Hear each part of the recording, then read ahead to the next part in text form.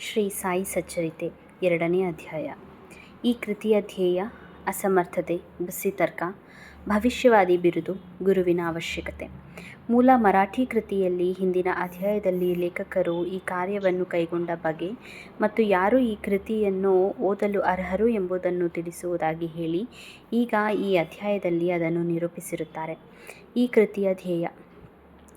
ಈ ಹಿಂದಿನ ಅಧ್ಯಾಯದಲ್ಲಿಯೇ ನಾನು ಶ್ರೀ ಸಾಯಿಬಾಬಾ ಕಾಲರ ಅಂಟುಜಾಡ್ಯವು ಹರಡುವುದನ್ನು ತಡೆಗಟ್ಟಿದ ಅದ್ಭುತ ಪವಾಡವನ್ನು ವಿವರಿಸಿದ್ದೇನೆ. ಇದಾದ ನಂತರ ಅನೇಕ ಅದ್ಭುತ ಪವಾಡಗಳನ್ನು ಕೇಳಿದೆ. ಅದರಿಂದ ಉಂಟಾದ ಸಂತೋಷದಿಂದ ಈ ಕೃತಿ ಹೊರಹೊಮ್ಮಿದೆ. ಈ ಅದ್ಭುತ ಪವಾಡಗಳ ವಿವರಣೆಯು ಭಕ್ತಕೋಟಿಗೆ ಹಿಡಿಸುತ್ತದೆ ಮತ್ತು ಅವುಗಳ ಶ್ರವಣದಿಂದ ಭಕ್ತರ ಪಾಪಗಳು ನಾಶವಾಗುತ್ತವೆ ಎಂದು ತಿಳಿದು ಅವರ ಉದಾತ್ತವಾದ ಜೀವನ ಚರಿತ್ರೆ ಮತ್ತು ಉಪದೇಶಗಳನ್ನು ಬರೆಯಲು ತೊಡಗಿದೆ. ಈ ಯೋಗಿಯು ಜೀವನ ಚರಿತ್ರೆಯು ತರ್ಕವೂ ಅಲ್ಲ, ತರ್ಕಶಾಸ್ತ್ರವೂ ಅಲ್ಲ.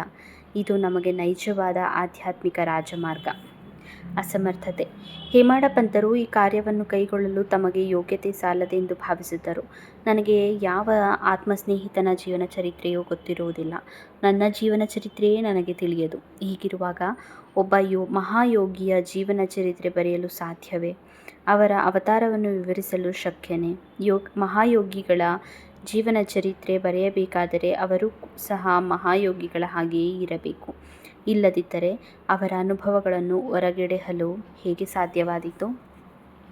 ಇದೊಂದು ಕ್ಲಿಷ್ಟ ಸಮಸ್ಯೆ. ಮಹಾಸಾಗರದ ಆಳವನ್ನು ಪತ್ತೆ ಹಚ್ಚಬಹುದು, ಗಗನಕ್ಕೆ ವಸ್ತ್ರವನ್ನು ಹೊದಿಸಬಹುದು. ಆದರೆ ಈ ಕೆಲಸ ಗುರುತರವಾದುದು. ನಂತರ ನಗೆಗೀಡಾದೆನು ಎಂದು ಹೇಳಿ ಸಾಯಿಯವರ ಆಶೀರ್ವಾದವನ್ನು ಬೇಡಿದೆ ಎಂಬುದಾಗಿ ಕವಿ ಹೇಮಾಡ ಪಂತ ಹೇಳಿರುತ್ತಾರೆ. ಅತ್ಯಂತ ಹೆಸರುವಾಸಿಯಾದ ಮಹಾರಾಷ್ಟ್ರದ ಕವಿಯೋಗಿಗಳಾದ ಶ್ರೀ ಜ್ಞಾನೇಶ್ವರ ಮಹಾರಾಜರು ಈ ರೀತಿ ಹೇಳಿದ್ದಾರೆ. ಮಹಾಯೋಗಿಗಳು ಭಕ್ತರಿಂದ ತಮ್ಮದೇ ಆದ ವಿಚಿತ್ರ ರೀತಿಯಿಂದ ತಮ್ಮ ಕೆಲಸವನ್ನು ನೆರವೇರಿಸಿಕೊಳ್ಳುತ್ತಾರೆ. ನಂತರ ಧ್ಯೇಯವನ್ನು ಸಾಧಿಸಲು ಭಕ್ತರು ಬಾಹ್ಯ ಪ್ರತೀಕ ಅಷ್ಟೇ. ಸುಮಾರು 1700ರಲ್ಲಿ ಕವಿ ಮಹಿಪತಿಯವರು ಮಹಾಯೋಗಿಗಳ ಅದ್ಭುತ ಜೀವನ ಚರಿತ್ರೆಯನ್ನು ಬರೆಯಲು ಉತ್ಸುಕರಾದರು.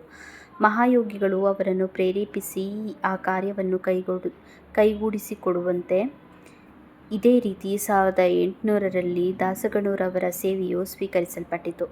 ಕವಿ ಮಹಿಪತಿಯವರು 4 ಕೃತಿಗಳನ್ನು ಹೊರಗೆಡಹಿದರು. ಭಕ್ತವಿಜಯ, ಸಂತವಿಜಯ, ಭಕ್ತಲೀಲಾಮೃತ, ಸಂತಲೀಲಾಮೃತ. ಶ್ರೀ ದಾಸಗಣು ಅವರ ಭಕ್ತಲೀಲಾಮೃತ ಮತ್ತು ಸಂತಲೀಲಾಮೃತ ಎಂಬ ಮಹೋನ್ನತ ಕೃತಿಗಳನ್ನು ಜನಸಮೂಹಕ್ಕೆ ದಯಪಾಲಿಸಿದರು. ಇವುಗಳಲ್ಲಿ ಅನೇಕ ನವ್ಯ ಮಹಾಯೋಗಿಗಳ ಜೀವನ ಚರಿತ್ರೆಯು ಉಲ್ಲೇಖಿಸಲ್ಪಟ್ಟಿದೆ. ಭಕ್ತಲೀಲಾಮೃತ 31, 32 ಮತ್ತು 33ನೇ ಅಧ್ಯಾಯಗಳಲ್ಲಿಯೂ ಮತ್ತು ಸಂತಲೀಲಾಮೃತ 52 ಅಧ್ಯಾಯದಲ್ಲಿಯೂ ಶ್ರೀ ಸಾಯಿಬಾಬಾ ಅವರ ಜೀವನ ಚರಿತ್ರೆಯನ್ನು ಕಾಣಬಹುದು. ಇವು ಸಾಯಿ ಲೀಲಾ ಮಾಸಿಕದ 11, 12 ಮತ್ತು 17ನೇ ಸಂಚಿಕೆಗಳಲ್ಲಿ ಪ್ರಕಟವಾಗಿವೆ. ಇದೇ ರೀತಿ ಶ್ರೀ ಸಾಯಿಬಾಬಾ ಅವರ ಅದ್ಭುತ ಲೀಲೆಗಳನ್ನು ಶ್ರೀಮತಿ ಸಾವಿತ್ರಿಬಾಯಿ ರಘುನಾಥ ತೆಂಡೂಲ್ಕರ ಅವರು ಚಿಕ್ಕದಾದ ಅಚ್ಚುಕಟ್ಟಾದ ಶ್ರೀ ಸಾಯಿನಾಥ ಭಜನಾ ಮಾಲಾ ಎಂಬ ಪುಸ್ತಕದಲ್ಲಿ ಬಹಳ ಚೆನ್ನಾಗಿ ವಿವರಿಸಿದ್ದಾರೆ. ದಕ್ಷಿಣ ಭಿಕ್ಷಾ ಸಂಸ್ಥೆ ಶಿರ್ಡಿಯ ಪ್ರಕಟಣೆಯಾದ ಶ್ರೀ ಸಾಯಿ ಪ್ರಭಾ ಎಂಬ ಪುಸ್ತಕದಲ್ಲಿ ಸಾಯಿ ಭಕ್ತರಾದ ಅಮಿದಾಸ ಭವಾನಿ ಮೆಹ್ತಾ ಅವರು ಸಾಯಿಬಾಬಾ ಅವರ ಕೆಲವು ಕಥೆಗಳನ್ನು ಗುಜರಾತಿಯಲ್ಲಿ ಬರೆದಿರುತ್ತಾರೆ. ಇಷ್ಟೊಂದು ಕೃತಿಗಳಿದ್ದಾಗ ಈ ಸಚ್ಚರಿತೆಯ ಅವಶ್ಯಕತೆ ಏನು ಎಂಬ ಪ್ರಶ್ನೆ ಬರುವುದು ಸಹಜ. ಇದಕ್ಕೆ ಉತ್ತರ ಬಹುಸುಲಭ. ಶ್ರೀ ಸಾಯಿಬಾಬಾ ಅವರ ಜೀವನವು ಮಹಾಸಾಗರದಷ್ಟು ಸುಲಭವೂ ವಿಶಾಲವೂ ಮತ್ತು ಆಳವೂ ಆಗಿದೆ. ಯಾರು ಬೇಕಾದರೂ ಮಹಾಸಾಗರದಲ್ಲಿ ಮುಳುಗಿ ಜ್ಞಾನ ಮತ್ತು ಭಕ್ತಿ ಎಂಬ ಅನರ್ಘ್ಯ ರತ್ನಗಳನ್ನು ತೆಗೆದು ಭಕ್ತಕೋಟಿಗಳಿಗೆ ಹಂಚಬಹುದು. ಇವರ ಕಥೆಗಳು, ಉಪದೇಶಗಳು ಮತ್ತು ನೀತಿಪಾಠಗಳು ಬಹಳ ಅದ್ಭುತವಾಗಿವೆ. ಯಾರು ದುಃಖದಿಂದ ನೊಂದಿರುತ್ತಾರೆಯೋ, ಪ್ರಾಪಂಚಿಕ ಜೀವನದಲ್ಲಿ ಜಿಗುಪ್ಸೆ ಹೊಂದಿರುತ್ತಾರೆಯೋ ಅಂಥವರಿಗೆ ಇವು ಶಾಂತಿ ಮತ್ತು ಸಂತೋಷವನ್ನು ನೀಡುತ್ತವೆ. ಪ್ರಾಪಂಚಿಕ ಮತ್ತು ಪಾರಮಾರ್ಥಿಕ ವಿಷಯಗಳಲ್ಲಿ ಅವರಿಗೆ ಜ್ಞಾನವನ್ನು, ಅರಿವನ್ನು ಉಂಟುಮಾಡುತ್ತವೆ. ವೇದಗಳಂತೆ ಅಭಿರುಚಿ ಮತ್ತು ಬೋಧಪ್ರದವಾದ ಶ್ರೀ ಸಾಯಿಬಾಬಾ ಅವರ ಉಪದೇಶಗಳನ್ನು ಯಾರು ಶ್ರದ್ಧೆಯಿಂದ ಕೇಳುತ್ತಾರೆಯೋ ಅವರ ಅಭೀಷ್ಟಗಳು ಸಿದ್ಧಿಸುವವು. ಈ ಕಥೆಗಳನ್ನು ಸಂಗ್ರಹಿಸಿ ಇಡುವುದೇ ನನ್ನ ಮುಖ್ಯೋಪಾಸನೆ. ಶ್ರೀ ಸಾಯಿಬಾಬಾ ಅವರ ದರ್ಶನವನ್ನು ಯಾರಿಗೆ ಪಡೆಯಲು ಆಗಲಿಲ್ಲವೋ ಅಂಥವರಿಗೆ ಈ ಕೃತಿ ಸಂತೋಷವನ್ನು ದೊರಕಿಸುತ್ತದೆ. ಆದ್ದರಿಂದ ಈ ಕಾರ್ಯದಲ್ಲಿ ನಾನು ಅನುವಾದೆ. ನಾನು ನನ್ನದು ಎಂಬ ಅಹಂಕಾರವನ್ನು ಅವರ ದಿವ್ಯ ಚರಣಾರವಿಂದಗಳಲ್ಲಿ ಅರ್ಪಿಸಿರುತ್ತೇನೆ. ಆದ್ದರಿಂದ ದಾರಿ ಈಗ ಸುಗಮವಾಗಿದೆ ಎಂದು ಭಾವಿಸಿದ್ದೇನೆ. ಅವರು ನನಗೆ ಇಹಪರಗಳೆರಡರಲ್ಲಿಯೂ ಸಂತೋಷವನ್ನು ದೊರಕಿಸಿ ಕೊಡುತ್ತಾರೆ ಎಂದೇ ನನ್ನ ಅಚಲ ನಂಬಿಕೆ. ನಾನೇ ಸ್ವತಃ ಬಾಬಾ ಅವರ ಅಪ್ಪಣೆ ಪಡೆಯಲಿಲ್ಲ. ಆದುದರಿಂದ ಅವರ ಆತ್ಮೀಯ ಸಖರಾದ ಮಾಧವರಾವ ದೇಶಪಾಂಡೆ ಅವರನ್ನು ನನ್ನ ಪರವಾಗಿ ಮಾತನಾಡಲು ಬೇಡಿಕೊಂಡೆನು. ಅವರು ಈ ವಿಚಾರಗಳನ್ನು ಬಾಬಾ ಅವರಿಗೆ, ಈ ಅಣ್ಣ ಸಾಹೇಬರು ನಿಮ್ಮ ಜೀವನ ಚರಿತ್ರೆ ಬರೆಯಲು ಉತ್ಸುಕರಾದರೆ, ನಾನು ಬಡವ ಫಕೀರ, ನನ್ನ ಜೀವನ ಚರಿತ್ರೆಯ ಅವಶ್ಯಕತೆ ಇಲ್ಲ ಎಂದು ದಯವಿಟ್ಟು ಹೇಳಬೇಡಿ. ನೀವು ಒಪ್ಪಿದರೆ ಅವರು ಬರೆಯಲು ಅನುವಾಗುತ್ತಾರೆ. ತಮ್ಮ ಚರಣ ಸೇವಾಬಲವೇ ಈ ಕೆಲಸವನ್ನು ಪೂರ್ಣಗೊಳಿಸುವಂತೆ ಮಾಡುತ್ತದೆ. ನಿಮ್ಮ ಒಪ್ಪಿಗೆ ಮತ್ತು ಆಶೀರ್ವಾದವಿಲ್ಲದೆ ಯಾವ ಕಾರ್ಯವೂ ಯಶಸ್ವಿಯಾಗಿ ಮುಗಿಯಲಾರದು ಎಂದು ತಿಳಿಸಿದರು. ಆಗ ಬಾಬಾ ಅವರು ಮನ ಕರಗಿ ನನ್ನ ಮಸ್ತಕದ ಮೇಲೆ ಅಭಯಹಸ್ತ ಇಟ್ಟು ಉದಿ ನೀಡಿ ಆಶೀರ್ವದಿಸಿ, ನನ್ನ ಕಥೆಗಳನ್ನು ಮತ್ತು ಅನುಭವಗಳನ್ನು ಸಂಗ್ರಹ ಮಾಡು, ಟಿಪ್ಪಣಿಗಳನ್ನಿಡು, ನಾನು ಸಹಾಯ ಮಾಡುತ್ತೇನೆ. ನೀನು ಕೇವಲ ಬಾಹ್ಯ ಪ್ರತೀಕ. ನಾನೇ ನನ್ನ ಜೀವನ ಚರಿತ್ರೆಯನ್ನು ಬರೆದು ಭಕ್ತರ ಅಭಿಲಾಷೆಗಳನ್ನು ಈಡೇರಿಸುತ್ತೇನೆ. ಅಹಂಕಾರವನ್ನು ತೊರೆದು ನನ್ನ ಪಾದಾರವಿಂದಗಳನ್ನು ಆಶ್ರಯಿಸಿ, ಯಾರು ತಮ್ಮ ಜೀವಿತದಲ್ಲಿ ಈ ರೀತಿ ವರ್ತಿಸುತ್ತಾರೆಯೋ ಅವರಿಗೆ ಸಹಾಯ ಮಾಡುತ್ತೇನೆ. ಯಾವಾಗ ನೀನು ಅಹಂಕಾರವನ್ನು ತ್ಯಜಿಸುವೆಯೋ ಆಗ ನಾನು ನಿನ್ನನ್ನು ಒಳಹೊಕ್ಕು ನನ್ನ ಜೀವನ ಚರಿತ್ರೆಯನ್ನು ಸ್ವತಃ ಬರೆಯುತ್ತೇನೆ. ನನ್ನ ಕಥೆ ಮತ್ತು ಉಪದೇಶಗಳನ್ನು ಕೇಳುವುದರಿಂದ ಭಕ್ತರ ಹೃದಯದಲ್ಲಿ ನಂಬಿಕೆ ಉಂಟಾಗುತ್ತದೆ. ಆಗ ಅವರು ಸ್ವಾನುಭವ ಮತ್ತು ಪರಮಸುಖವನ್ನು ಹೊಂದುತ್ತಾರೆ. ಆದರೆ ತಮ್ಮದೇ ಆದ ರೀತಿಯನ್ನು ಪ್ರತಿಪಾದಿಸಬಾರದು, ಬೇರೆಯವರ ಸಲಹೆ ತಿರಸ್ಕರಿಸಬಾರದು, ನ್ಯಾಯಾನ್ಯಾಯ ತರ್ಕವಿಚಾರ ಮಾಡಕೂಡದು ಎಂದು ಹೇಳಿದ್ದಾರೆ. ಈಗ ನನಗೆ ಹೇಮಾಡ ಪಂಥ ಎಂಬ ಹೆಸರು ಹೇಗೆ ದೊರಕಿತು ಎಂಬುದನ್ನು ಹೇಳುತ್ತೇನೆ. ನಾನು ಕಾಕಸಾಹೇಬ ದೀಕ್ಷಿತ ಮತ್ತು ನಾನಾಸಾಹೇಬ ಚಾಂದೋಕರರ ಬಹಳ ಆತ್ಮೀಯ ಸ್ನೇಹಿತರು. ಇವರು ನನ್ನನ್ನು ಶಿರಡಿಗೆ ಹೋಗಿ ಬಾ, ಅವರ ದರ್ಶನ ಪಡೆದು ಬರುವಂತೆ ಒತ್ತಾಯಿಸಿದರು. ನಾನು ಮಾತು ಕೊಟ್ಟೆನು, ಆದರೆ ಕಾರಣಾಂತರಗಳಿಂದ ಹೋಗಲಾಗಲಿಲ್ಲ. ಲೋಣಾವಳದಲ್ಲಿ ನನ್ನ ಸ್ನೇಹಿತರೊಬ್ಬರ ಮಗನಿಗೆ ಬಹಳ ಕಾಯಿಲೆಯಾಗಿತ್ತು. ಯಾವ ಔಷಧಿಗಳಿಂದಲೂ ಪ್ರಯೋಜನ ಆಗಲಿಲ್ಲ. ಗುರುಗಳನ್ನು ಕರೆಯಿಸಿ ಅವರನ್ನು ಮಗನ ಹಾಸಿಗೆಯ ಬಳಿ ಕೂರಿಸಿದರು. ಅದರಿಂದಲೂ ಪ್ರಯೋಜನವಾಗಲಿಲ್ಲ. ಇದನ್ನು ಕೇಳಿ ನನಗೆ ಗುರುವಿನ ಪ್ರಯೋಜನವಾದರೂ ಏನು? ಗುರುವಿನ ಸಹಾಯದಿಂದ ಏನೊಂದು ಸಾಧ್ಯವಾಗದಿದ್ದರೆ ನಾನು ಶಿರಡಿಗೆ ಏಕೆ ಹೋಗಬೇಕು ಎಂದೆನಿಸಿತು. ಈ ರೀತಿ ಯೋಚಿಸುತ್ತಾ ನನ್ನ ಶಿರಡಿ ಪ್ರಯಾಣವನ್ನು ಮುಂದೂಡಿದೆನು. ಆದರೆ ಅನಿವಾರ್ಯವಾದದ್ದು ಆಗಲೇಬೇಕು. ನನ್ನ ವಿಷಯದಲ್ಲಿಯೂ ಈ ರೀತಿಯಾಯಿತು. ಪ್ರಾಂತಾಧಿಕಾರಿಯಾದ ನಾನಾಸಾಹೇಬರು ಬಾಸೀನಿಗೆ ಪ್ರಯಾಣ ಬೆಳೆಸಿದ್ದರು. ಠಾಣಾದಿಂದ ದಾದರಿಗೆ ಬಂದರು. ಬಾಸೀನ್ ಗಾಡಿಗೆ ಕಾಯುತ್ತಿದ್ದರು. ಅಷ್ಟರಲ್ಲಿ ಬಾಂದ್ರಾಗೆ ಹೋಗುವ ಲೋಕಲ್ ಬಂದಿತು. ಆಗ ನಾನು ಅವರ ಬಾಂದ್ರಾಕ್ಕೆ ಬಂದು ನನ್ನನ್ನು ಕರೆಯಿಸಿ ಶಿರಡಿ ಪ್ರಯಾಣವನ್ನು ಮುಂದೂಡಿದುದಕ್ಕೆ ತರಾಟೆ ತೆಗೆದುಕೊಂಡರು. ಆಗ ಅದೇ ರಾತ್ರಿ ಶಿರಡಿಗೆ ಹೋಗಲು ನಿರ್ಧರಿಸಿದೆನು. ದಾದರಿಗೆ ಹೋಗಿ ಅಲ್ಲಿಂದ ಮನಮಾಡ ಗಾಡಿಯನ್ನು ಹಿಡಿಯಲೆಂದು ದಾದರಿಗೆ ಹೊರಟೆ. ಇನ್ನೇನು ರೈಲು ಹೊರಡುವುದರಲ್ಲಿತ್ತು. ಆಗ ಓರ್ವ ಮಹಮ್ಮದೀಯನು ನಮ್ಮ ಗಾಡಿಗೆ ಬಂದು ನನ್ನ ಸಾಮಾನು ಮುಂತಾದವುಗಳನ್ನು ನೋಡಿ, ಎಲ್ಲಿಗೆ ಪ್ರಯಾಣ ಎಂದು ಕೇಳಿದನು. ಶಿರಡಿಗೆ ಎಂದು ಉತ್ತರಿಸಲು ಅವನು, ನೀವು ಸೀದಾ ಬೋರಿ ಬಂದರಿಗೆ ಹೋಗಿ ಅಲ್ಲಿಂದ ಮನಮಾಡ ಮೇಲ್ ಹಿಡಿಯಿರಿ, ದಾದರಿನಲ್ಲಿ ಇಳಿಯಬೇಡಿ, ಅಲ್ಲಿ ಮನಮಾಡ ಮೇಲ್ ನಿಲ್ಲುವುದಿಲ್ಲ ಎಂದನು. ಈ ಘಟನೆ ನಡೆಯದಿದ್ದರೆ ನನ್ನ ಅಭಿಲಾಷೆ ಪ್ರಕಾರ ನಾನು ಮರುದಿನ ಶಿರಡಿ ತಲುಪಲಾಗುತ್ತಿರಲಿಲ್ಲ. ಅದೃಷ್ಟ ಬಲದಿಂದ ಶಿರಡಿಯನ್ನು ಮರುದಿನ ಮುಂಜಾನೆ 9 ಗಂಟೆಗೆ ಸೇರಿದೆ. ಶ್ರೀ ಕಾಕಸಾಹೇಬ ದೀಕ್ಷಿತ ನನಗಾಗಿ ಕಾದಿದ್ದರು. ಇದು ನಡೆದದ್ದು ಸುಮಾರು 1910ರಲ್ಲಿ. ಆಗ ಶಿರಡಿಯಲ್ಲಿ ಯಾತ್ರಿಕರಿಗೆ ತಂಗಲು ಇದ್ದ ಧರ್ಮಶಾಲೆ ಎಂದರೆ ಸಾಠೆವಾಡ ಒಂದೇ. ಬಂದ ತಕ್ಷಣವೇ ಬಾಬಾ ಅವರ ದರ್ಶನವನ್ನು ಪಡೆಯಲು ಮನಸ್ಸು ಹಾತೊರೆಯುತ್ತಿತ್ತು. ಆಗ ತಾತ್ಯ ಸಾಹೇಬ ನೂಲಕರರು ಮಸೀದಿಯಿಂದ ಹಿಂತಿರುಗಿ ಬಂದು, ಬಾಬಾ ಈಗ ವಾಡದ ಮೂಲೆಯ ಹತ್ತಿರ ಇದ್ದಾರೆ, ಮೊದಲು ಹೋಗಿ ಅಲ್ಲಿ ದರ್ಶನ ಪಡೆಯಿರಿ, ಸ್ನಾನವಾದ ನಂತರ ಆರಾಮವಾಗಿ ಮಸೀದಿಯಲ್ಲಿ ದರ್ಶನ ಪಡೆಯಿರಿ ಎಂದು ಹೇಳಿದರು. ಇದನ್ನು ಕೇಳಿ ಬಾಬಾ ಅವರ ಕಡೆಗೆ ಬಂದೆ. ನನ್ನ ಸಂತೋಷಕ್ಕೆ ಪಾರವಿಲ್ಲದಾಯಿತು. ಅವರು ಹೇಳಿದುದಕ್ಕಿಂತ ಮಿಗಿಲಾದುದನ್ನು ಕಂಡೆನು. ನನ್ನ ಇಂದ್ರಿಯಗಳೆಲ್ಲವೂ ತೃಪ್ತಗೊಂಡವು. ಹಸಿವು ನೀರಡಿಕೆ ದೂರವಾದವು. ಶ್ರೀ ಬಾಬಾ ಅವರ ಚರಣಾರವಿಂದಗಳ ಸ್ಪರ್ಶವಾದ ಕೂಡಲೇ ನಾನು ಪುನರ್ಜನ್ಮ ಹೊಂದಿದಂತಾಯಿತು.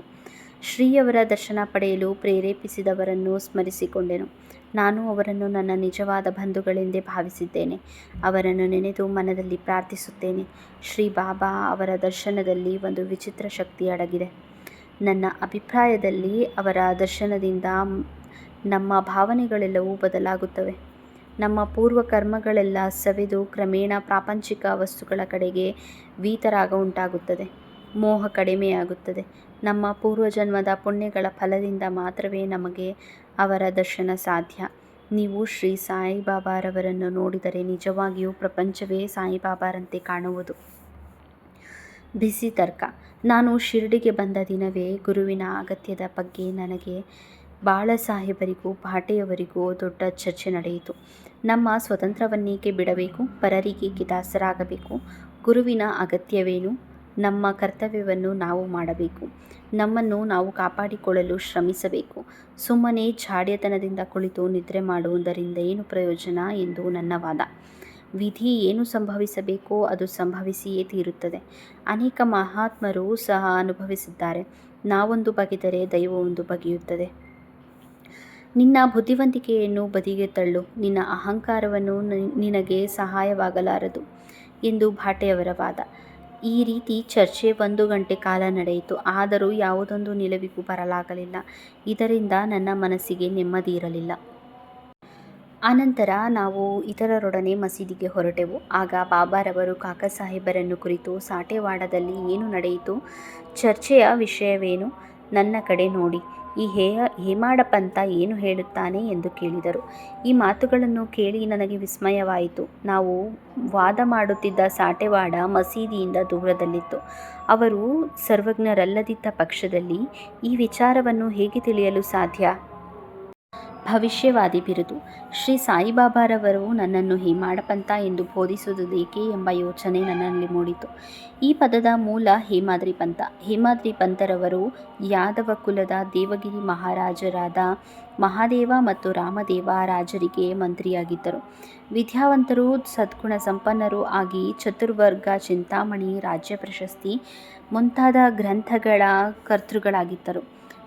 ನವರೀತಿಯ ಲೆಕ್ಕದ ವಿಧಾನಗಳನ್ನು ಕಂಡುಹಿಡಿದಿದ್ದರು. ಮೂಡಿ ಲಿಪಿಯನ್ನು ಸೃಷ್ಟಿಸಿದವರು. ನಾನೇನಾದರೂ ಇದಕ್ಕೆಲ್ಲ ತದ್ವಿರುದ್ಧ, ಸಾಮಾನ್ಯ ಮಾನವ. ಆದುದರಿಂದ ನನಗೇಕೆ ಈ ಬಿರುದು ದಯಪಾಲಿಸಿದರು ಎನಿಸಿತು. ಅರ್ಥವಾಗಲಿಲ್ಲ. ಕೂಲಂಕುಷವಾಗಿ ವಿಚಾರ ಮಾಡತೊಡಗಿದೆ. ಆಗ ಈ ಬಿರುದು ಕೊಟ್ಟಿರುವುದು ನನ್ನ ಅಹಂಕಾರ ನಿರ್ಮೂಲನಕ್ಕಾಗಿ ಎಂದು ಮನಗಂಡೆನು. ಮತ್ತು ಚರ್ಚೆಯಲ್ಲಿದ್ದು ನನ್ನ ಬುದ್ಧಿವಂತಿಕೆಗೆ ಕೊಟ್ಟ ಸನ್ಮಾನ ಎಂದು ತಿಳಿದುಕೊಂಡೆನು. ಮುಂದಿನ ಕಥೆಯನ್ನು ಪರೀಕ್ಷಿಸಿದರೆ ಬಾಬಾರವರು ಹೇಮಾಡ ಪಂಥ ಎಂದು ಕರೆದುದು ನಿಜವಾಗಿಯೂ ಮಹತ್ವವಾದುದು ಎಂದು ಮತ್ತು ಭವಿಷ್ಯವಾದಿಯಾದದ್ದು ಎಂದು ಕಂಡುಬರುತ್ತದೆ. ಏಕೆಂದರೆ ಅವರು ತಮ್ಮ ಮುಪ್ಪಿನಲ್ಲಿ ಶ್ರೀ ಸಾಯಿ ಸಂಸ್ಥಾನದಲ್ಲಿ ಮೇಲ್ವಿಚಾರಣೆಯನ್ನು ನೋಡಿಕೊಳ್ಳುತ್ತಿದ್ದರು. ಲೆಕ್ಕಪತ್ರಗಳನ್ನೂ ಸಹ ಅವರೇ ನೋಡಿಕೊಳ್ಳುತ್ತಿದ್ದರು. ಆಧ್ಯಾತ್ಮಿಕ ವಿಷಯಗಳಾದ ಜ್ಞಾನ, ಭಕ್ತಿ, ವೀತರಾಗ, ಸ್ವಸಮರ್ಪಣೆ, ಆತ್ಮಜ್ಞಾನ ಮುಂತಾದವುಗಳನ್ನು ನಿರೂಪಿಸಿರುವ ಶ್ರೀ ಸಾಯಿ ಸಚ್ಚರಿತೆಯ ಲೇಖಕರೆಂದು ಪ್ರಸಿದ್ಧಿ ಪಡೆದರು. ಗುರುವಿನ ಅವಶ್ಯಕತೆ. ಹೇಮಾಡ ಪಂಥರು ಈ ವಿಚಾರವಾಗಿ ಯಾವುದೊಂದು ಟಿಪ್ಪಣಿಯನ್ನು ಸಹ ಇಟ್ಟಿರುವುದಿಲ್ಲ. ಆದರೆ ಕಾಕಾಸಾಹೇಬರು ಈ ವಿಷಯದ ಬಗ್ಗೆ ಈ ರೀತಿ ಹೇಳಿರುತ್ತಾರೆ. ಹೇಮಾಡ ಪಂಥರನ್ನು ಸಂಧಿಸಿದ ಮಾರನೆಯ ದಿನವೇ ಶ್ರೀ ಕಾಕಾಸಾಹೇಬ ದೀಕ್ಷಿತರನ್ನು ಶ್ರೀ ಬಾಬಾರವರಲ್ಲಿಗೆ ಹೋಗಿ, ನಾನು ಈಗ ಶಿರಡಿ ಬಿಡಬಹುದಲ್ಲವೇ ಎಂದು ಕೇಳಿದರು. ಆಗ ಅಲ್ಲಿದ್ದ ಕೆಲವರು ಎಲ್ಲಿಗೆ ಎಂದು ಕೇಳಲು ಬಾಬಾರವರು ಮೇಲಕ್ಕೆ ಎಂದರು. ಆಗ ಅಲ್ಲಿಯೇ ಇದ್ದ ಓರ್ವನು ದಾರಿ ಹೇಗಿದೆ ಎಂದು ಪ್ರಶ್ನಿಸಿದನು. ಬಾಬಾರವರು ಅಲ್ಲಿಗೆ ಹೋಗಲು ಅನೇಕ ದಾರಿಗಳಿವೆ. ಇಲ್ಲಿಂದನೂ ದಾರಿ ಇದೆ. ಆ ದಾರಿ ಬಹಳ ಕಠಿಣವಾದುದು. ದಾರಿಯಲ್ಲಿ ಹುಲಿ ಮತ್ತು ತೋಳಗಳಿವೆ ಎಂದು ಹೇಳಿದರು. ಅದಕ್ಕೆ ನಾನು, ಬಾಬಾ, ನಮ್ಮೊಂದಿಗೆ ಮಾರ್ಗದರ್ಶಕರನ್ನು ಕರೆದುಕೊಂಡು ಹೋದರೊಳಿತಲ್ಲವೇ ಎಂದು ಕೇಳಲು ಬಾಬಾರವರು, ಆಗ ಕಷ್ಟವಿಲ್ಲ. ಮಾರ್ಗದರ್ಶಕನು ಸುರಕ್ಷಿತವಾಗಿ ಉದ್ದೇಶಿತ ಸ್ಥಳಕ್ಕೆ ಕೊಂಡೊಯ್ಯುವನು. ಮಾರ್ಗದರ್ಶಕನಿಲ್ಲದಿದ್ದ ಪಕ್ಷದಲ್ಲಿ ದಾರಿಯಲ್ಲಿ ತೊಂದರೆಗೀಡಾಗುವ ಸಂಭವ ಇದೆ ಎಂದು ಉತ್ತರಿಸಿದರು. ಈ ಉತ್ತರ ಅಲ್ಲಿಯೇ ಇದ್ದ ದಾಬೋಲಕರ ಗುರುವಿನ ಅಗತ್ಯವಿದೆಯೇ ಎಂಬ ಪ್ರಶ್ನೆಗೆ ಉತ್ತರವಾಗಿದ್ದಿತು. ಅವರು ಯೋಚಿಸತೊಡಗಿದರು. ನೈಜವಾದ ಪಾರಮಾರ್ಥಿಕ ಜ್ಞಾನ ಸಂಪಾದನೆಗೆ ಗುರುವಿನ ಅವಶ್ಯಕತೆ ಇದೆ ಎಂದು ತಿಳಿದುಕೊಂಡರು. ಉದಾಹರಣೆ, ಅವತಾರ ರೂಪಿಗಳಾದ ಶ್ರೀಕೃಷ್ಣ, ಶ್ರೀರಾಮ ಇವರು ತಮ್ಮ ಸ್ವಾನುಭವಕ್ಕೋಸ್ಕರ ತಮ್ಮ ಗುರುಗಳಾದ ಸಾಂದೀಪನಿ ಮತ್ತು ವಸಿಷ್ಠರಿಗೆ ಶರಣಾಗತರಾಗಲಿಲ್ಲವೇ? ಶ್ರೀ ಸಾಯಿ ಪ್ರಣಾಮ್.